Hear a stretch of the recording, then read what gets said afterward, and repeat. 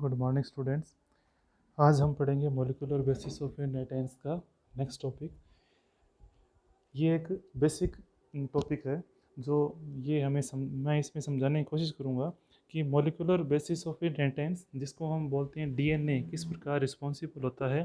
पिछले वीडियो में हमने देखा कि डीएनए को समझाने के लिए या इनहेरिटेंस को समझाने के लिए ग्रिफिथ ने अपना एक्सपेरिमेंट किया और उन्होंने ये समझाया कि किस प्रकार एक बैक्टीरियल सेल जो आर स्ट्रेन की या रफ बैक्टीरिया जो होता है, जो नॉन वायरुलेंट होता है, वो अपने आप को एस स्ट्रेन में बदल देता है या स्मूथ टाइप की बैक्टीरियल सेल में बदल देता है जो कि संक्रामक होती है।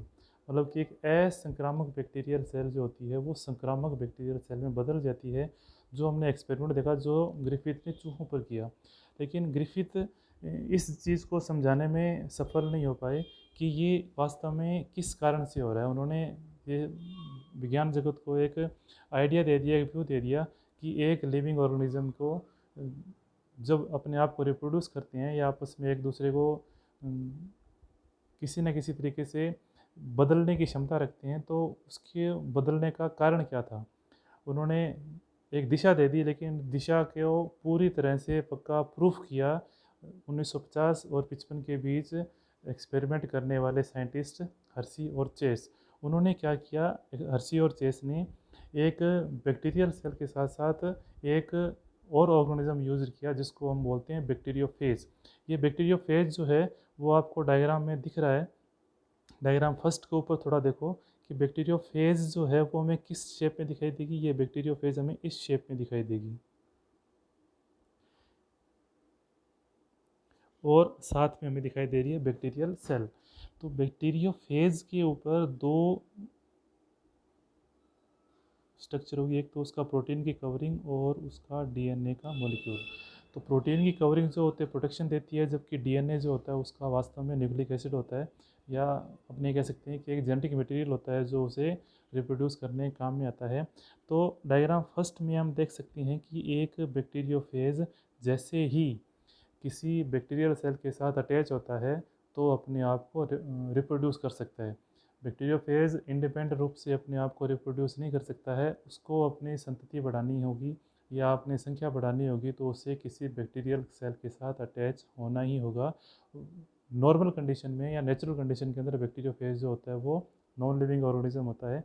तो हम देख सकते हैं कि डायग्राम फर्स्ट के अंदर ये बैक्टीरियोफेज का डीएनए है और ये बैक्टीरियल डीएनए है। ये बैक्टीरियोफेज के ऊपर अटैक करता है। डायग्राम सेकंड में क्या होगा, ये बैक्टीरियोफेज का डीएनए जो होता है वो बैक्टीरियल डीएनए बैक्टीरियल सेल के अंदर एंटर करता है और फिर अपने आप को रेप्लिकेट करता है। रेप्लिकेट का मतलब अपनी संख्या को बढ़ाता है, या डीएनए रेप्लिकेशन का मतलब ये होता है कि एक डीएनए अपनी अनेक कॉपी तैयार कर लेता है, इसको हम बोलते हैं रेप्लिकेशन। वो रेप्लिकेशन प्रोसीजर कहाँ होगा, जब उससे लिविंग थिंग मिलेगी या लिविंग वस्तु मिलेगी। और बैक्टीरियोफेज को लिविंग वस्तु क्या मिली, डीएनए। डीएनए के अंदर जैसे ही अपने आप को वो लिविंग वस्तु मिलती है, तो डीएनए अपने आप को रेप्लिकेट करता है और रेप्लिकेट करके अपनी अनेक कॉपी तैयार कर लेता है। और फोर्थ डायग्राम में आप देखो कि ये डीएनए अपने आप को, जो बैक्टीरियोफेज का डीएनए था, उसने पूरी तरह से बैक्टीरियल सेल को टेक ओवर कर लिया और अपनी बहुत सारी कॉपीज़ तैयार कर ली।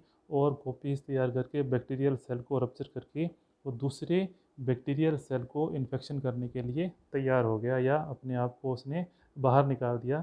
तो ये जो प्रोसीजर है इसे नॉर्मल लिविंग थिंग का प्रोसीजर बोलते हैं, जिसको हम बोलते हैं ट्रांसडक्शन। ग्रिफिथ ने जो एक्सपेरिमेंट किया, एक बैक्टीरियल सेल दूसरे बैक्टीरियल सेल में बदलती है, जिसको ट्रांसफॉर्मेशन कहते हैं। या आपने कह सकते हैं कि आर स्ट्रेन का बैक्टीरिया एस स्ट्रेन के बैक्टीरिया के अंदर बदल जाता है और वो अपने करेक्टर को शो करता है। लेकिन यहाँ पर ट्रांसडक्शन है, मतलब कि बैक्टीरियोफेज ने क्या किया, एक बैक्टीरियल सेल को पूरी तरह से बैक्टीरियोफेज में बदल दिया। तो ये एक नॉर्मल प्रोसीजर है जो एक लिविंग थिंग के अंदर पाया जाता है कि बैक्टीरियोफेज बैक्टीरिया डीएनए को अपने आप को रिप्रोड्यूस करता है और वहाँ पर अनेक बैक्टीरियोफेज की कॉपी तैयार करता है। यहाँ पर हम कंसंट्रेट करेंगे बैक्टीरियोफेज के मैकेनिज़्म पर और दूसरा हम कंसंट्रेट करेंगे डीएनए की स्ट्रक्चर पर, क्योंकि डीएनए की स्ट्रक्चर और बैक्टीरियोफेज की जो स्ट्रक्चर है, जो पूरी की पूरी हर्शी और चेस ने इस इनहेरिटेंस के एक्सपेरिमेंट को समझाने के लिए उपयोग में ली, और उन्होंने ये समझाने की कोशिश की कि वास्तव में डीएनए ही रिस्पॉन्सिबल होता है।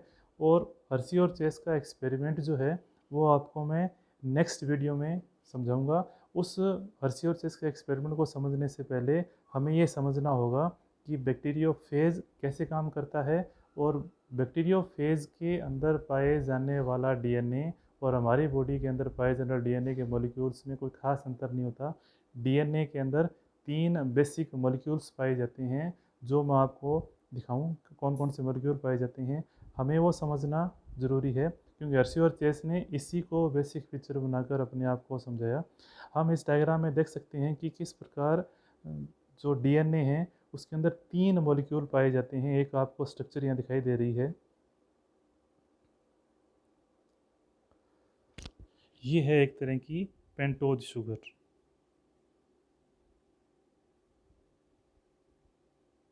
पेंटोज शुगर मतलब कि ये 5 कार्बन की शुगर होती है, जो डीएनए और आरएनए दोनों में पाई जाती है।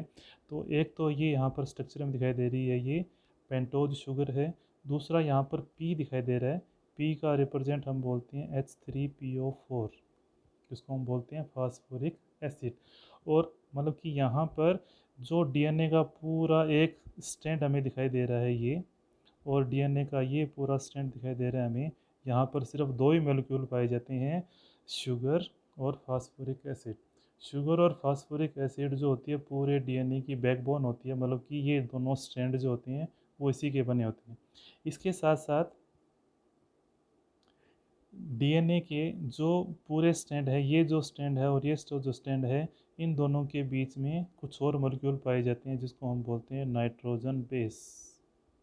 नाइट्रोजन बेस, जिसके अंदर 4 टाइप की नाइट्रोजन बेस होती है, एडेनिन, थाइमिन, एडेनिन, साइटोसिन और ग्वानिन। मतलब कि मैं आपको डीएनए के बारे में पूरी स्ट्रक्चर जो है वो एक वीडियो अलग से पोस्ट करूँगा, जिसके अंदर एक किस प्रकार से बॉन्ड बनाते हैं शुगर के साथ, फास्फोरिक एसिड का किस प्रकार से बॉन्ड बनता है, शुगर के साथ नाइट्रोजन बेस का किस प्रकार से बॉन्ड बनता है, वो अलग से वीडियो डालूंगा। अभी ये समझ लो कि वो हर्शी और चेस ने डीएनए को, बैक्टीरियोफेज को किस प्रकार से ये समझाने की कोशिश की कि डीएनए ही इसके लिए रिस्पॉन्सिबल होता है। तो हमें थोड़ी सी बेसिक स्ट्रक्चर डीएनए की पता होनी चाहिए। और तो हम कह सकते हैं कि डीएनए मुख्य रूप से 3 मॉलिक्यूल्स का बना होता है, शुगर जिसको हम पेंटोज शुगर बोलते हैं, 5 कार्बन शुगर बोलते हैं, दूसरा होता है फास्फोरिक एसिड, और तीसरा होता है नाइट्रोजन बेस। 5 कार्बन की शुगर होती है, इसको हम पेंटोज शुगर बोलते हैं। हम घरों में जो शुगर यूज़ करते हैं उसको हम हेक्सोज शुगर बोलते हैं। तो यहाँ पर हमें स्ट्रक्चर दिखाई दे रही है, जो किस प्रकार से एक डीएनए स्ट्रक्चर बनी होती है। पूरी डिटेल स्ट्रक्चर हम एक वीडियो में अलग से पोस्ट करूँगा, वो देखना। और अब नेक्स्ट डायग्राम में हम देखेंगे कि इस प्रकार एक डीएनए जो है वो हमें,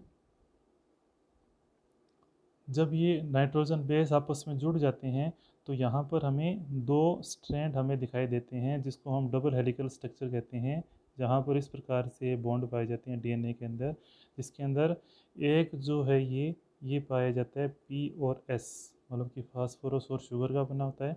इसके बीच में नाइट्रोजन बेस पाई जाती है, नाइट्रोजन बेस है जहाँ पर ये एडेनिन, थाइमिन, साइटोसिन, ग्वानिन आपस में नाइट्रोजन बेस है, जिनको हम बेस पेयर बोलते हैं। बेस पेयर मीन्स ऐसी नाइट्रोजन की बेस का जोड़ा, नाइट्रोजन क्षार होती है उनका जोड़ा उनके बीच में होगा, और उन नाइट्रोजन बेस के जोड़ों के बीच में यहाँ पर पाया जाएगा हाइड्रोजन बॉन्ड। मतलब कि ये कौन सा बॉन्ड है, हाइड्रोजन बॉन्ड, जो आपस में एक दूसरे से जुड़े होते हैं। और फास्फोरस शुगर का ये भी फास्फोरस और शुगर का बना होता है। इस डिटेल स्ट्रक्चर, अभी तक हम ये समझें कि ये डिटेल स्ट्रक्चर नहीं है, ये ओवरव्यू है। हम हर्शी और चेस के एक्सपेरिमेंट को समझने के लिए जो ये प्रूफ करेगा कि डीएनए वास्तव में जेनेटिक्स इनहेरिटेंस को रिस्पॉन्सिबल होता है, या आनुवांशिक सूचनाओं को आगे ले जाने में रिस्पॉन्सिबल होता है। जो चीज़ ग्रिफिथ ने बीच में छोड़ी उसको हर्शी और चेस ने पूरा किया। तो हर्शी और चेस ने क्या किया, हम थोड़ा सा रिवाइज कर लेते हैं कि उन्होंने बैक्टीरियोफेज यूज़ किया। वो बैक्टीरियोफेज जो बैक्टीरियल सेल के ऊपर अटैक करता है, या बैक्टीरियल सेल के ऊपर अटैक करके अपनी प्रोगेनी को बढ़ाता है, और किस प्रकार अपने आप को रेप्लिकेट करके अपनी संख्या को बढ़ाता है। दूसरी हमें समझना है कि किस प्रकार डीएनए की स्ट्रक्चर जो है वो हमें दिखाई देती है। डीएनए की स्ट्रक्चर के अंदर 3 मॉलिक्यूल होंगे, जिसमें फास्फोरिक एसिड, पेंटोज शुगर और नाइट्रोजन बेस। इसी को बेस बनाकर उन्होंने क्या किया, हर्शी और चेस ने अपना एक एक्सपेरिमेंट किया। वो एक्सपेरिमेंट अपने नेक्स्ट वीडियो में देखेंगे। अभी ये हमारे लिए एक बेसिक वीडियो है जो एक्सपेरिमेंट को समझने के लिए पूरी तरह से हमें ये तैयार करेगी। तो नेक्स्ट वीडियो का इंतज़ार करो, मेरे चैनल को सब्सक्राइब करो और धन्यवाद।